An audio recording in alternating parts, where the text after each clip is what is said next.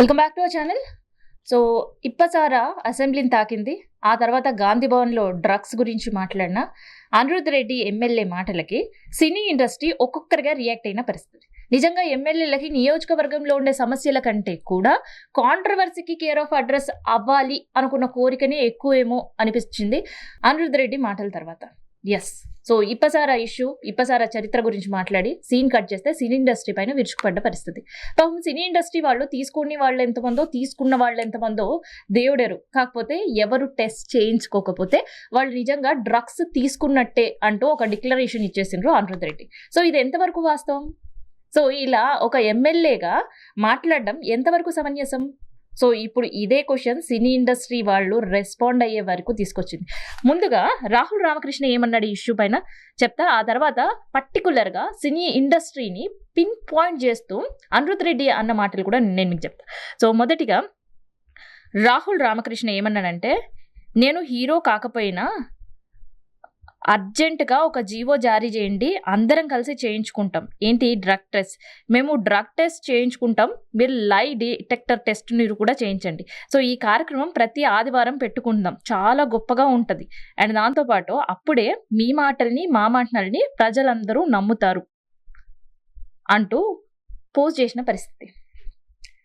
అంటే రాజకీయ నేతలు చెప్పే ప్రతి మాట కూడా అబద్ధం అనేది ఇంకొకసారి పిన్ చేస్తూ మాట్లాడిన పరిస్థితులు. సో నిజంగా ప్రభుత్వం ఈ లై డిటెక్టర్ టెస్ట్కి రెడీ అంటే మేము కూడా డ్రగ్ టెస్ట్కి రెడీ, ప్రతి సండే ఇదే కార్యక్రమం మనం పెట్టుకుందాం, మమ్మల్ని ప్రజలు ఇద్దరు నమ్ముతారు అంటూ హాట్గానే రియాక్ట్ అయిన పరిస్థితి. సో దీనిపైనే మంచు ఫ్యామిలీ కూడా రెస్పాండ్ అయింది. అండ్ మంచు విష్ణు ఏమన్నారో చూద్దాం. Now just wondering what the equality test before filling a nominations of elections. I am sure the voter would be happy to collaborate on a common framework with the respective MLA. So ఇట్లా film industry వాళ్ళని మీరు drug test చేయించుకోండి, cinema రిలీజ్కి ముందు ఆ censor బోర్డ్కి అది submit చేయండి, and cinema release అయ్యేటప్పుడు మేము డ్రగ్ తీసుకోలేము అంటూ ఒక రిపోర్ట్ చూపించండి, అప్పుడు మిమ్మల్ని ప్రజలు నమ్ముతారు, డ్రగ్స్ తీసుకోకుండా ఉంటారు అనేది అనిరుద్ రెడ్డి చేసిన వ్యాఖ్యలు.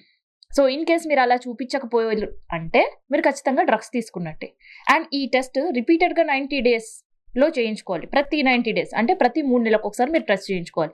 అప్పుడే మిమ్మల్ని ప్రజలు నమ్ముతారు. లేదంటే సినీ ఇండస్ట్రీలో డ్రగ్స్ వినియోగం ఎక్కువ అని ప్రజలు మాట్లాడుకుంటున్నారు అంటే ఈయన చోలు ఎవరన్నా వచ్చి చెప్పిర్రేమో, అందుకని ఈయన వచ్చి గాంధీ భవన్లో ప్రెస్ మీట్ పెట్టి చెప్పిన సందర్భం.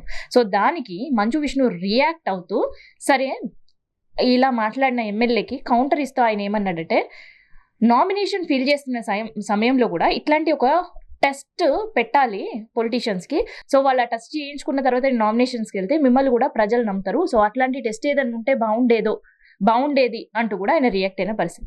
సో ఈ రియాక్షన్ ఇక్కడ వరకే ఆగదు. రియాక్షన్ సినిమా ఇండస్ట్రీ నుంచి ప్రారంభమైంది. కానీ అనిరుద్ మాత్రం ఇప్పటి వరకు ఎలాంటి రెస్పాన్స్ లేదు. అంటే మనం మాట్లాడామా, కాంట్రవర్సీకి కేర్ ఆఫ్ అడ్రస్ అయ్యామా, వదిలేసామా అన్న మాట తప్ప సినీ ఇండస్ట్రీకి సంబంధించిన వాళ్ళు ఎలా రియాక్ట్ అవుతున్నారు అండ్ కంప్లైంట్స్ ఎక్కడి వరకు వెళ్తాయి అనేది మాత్రం ఇప్పటి వరకు ఆలోచించకుండా మాట్లాడిండ్రు అనిరుద్ రెడ్డి. సో ఈ ఇష్యూ అయితే స్టార్ట్ అయింది. ఈ హాట్ ఇష్యూ ఎక్కడితో ఎండ్ అవుతుంది అనేది చూద్దాం.